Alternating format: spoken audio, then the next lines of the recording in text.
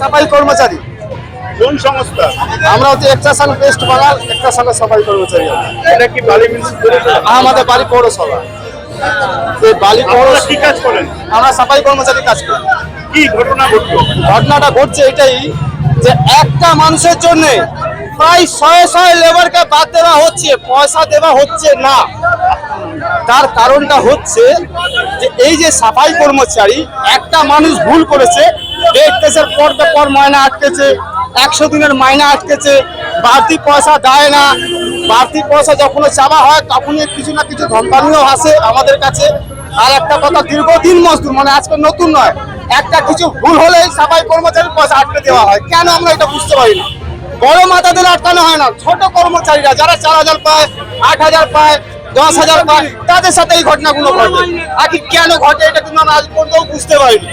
এই যে এও সাহেব বা এফও সাহেব হোক বা এলটো সাহেব, যার সাথেই ঝগড়া হোক, কিন্তু কর্মচারী দোষীটা কোথায়? কর্মচারীর সাথে এরকম কেন হবে? তারপরে আর একটা কথা আপনারা দেখুন, এরা 15 তারিখে, মে মাসের 15 তারিখে মজদুরের সবার পয়সা কেটে নিয়েছে 4000 টাকা করে।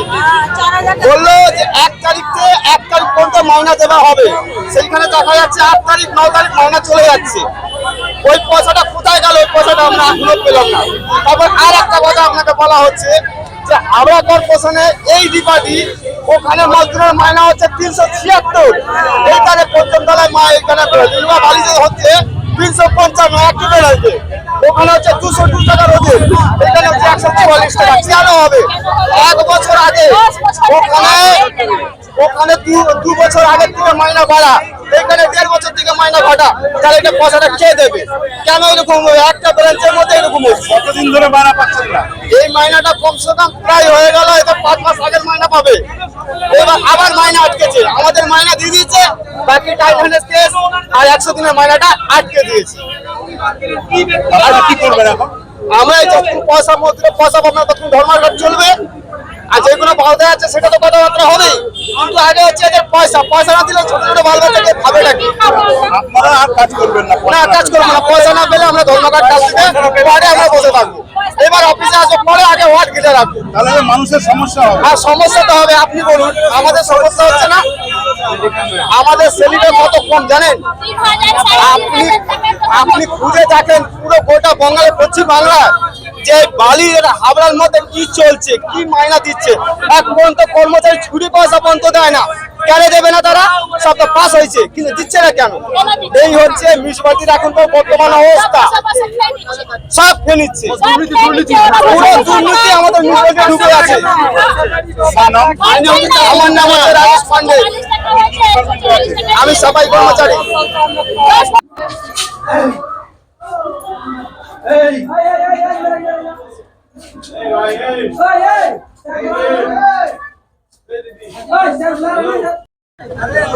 দিদি, আপনারা আজকে অবরোধ করেছেন কেন? ঘটনা এইটা আছে, আগের বছর তো 3 মাস টাকা বন্ধ করে রেখেছে, তারপরে এই কাজ আমরা করছি 10 বছর দিয়ে। 10 বছর দিয়ে আগে কাজ করেন আপনারা? আমরা রামবলিতে 4 নম্বর কাজ করি, 100 দিনে 4 নম্বরে কাজ করি। মানে কোন সংস্থার হয়ে কাজ করেন?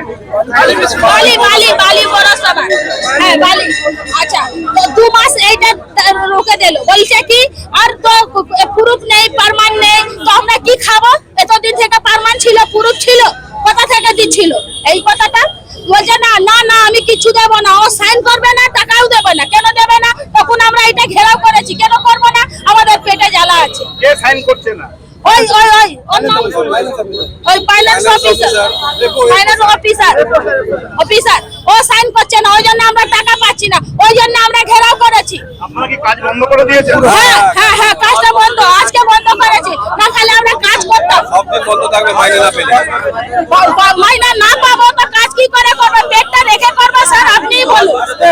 তবে ছোট ছোট বাচ্চা আছে, লেখাপড়া আছে, সব কাজ আছে, পয়সা আছে, পয়সার দরকার নেই আমাদের। হ্যাঁ, 202 টাকা না করবে না আমাদের? 144 টাকা কিছু হয়? হাওড়াতে 202 টাকা হয়ে গেছে, আমাদের এখানে 144 টাকা, আর মাইনাটাও কেটে নিচ্ছে। 3 মাসে বাকি আছে, 3 বছর আগে 3 মাসের টাকা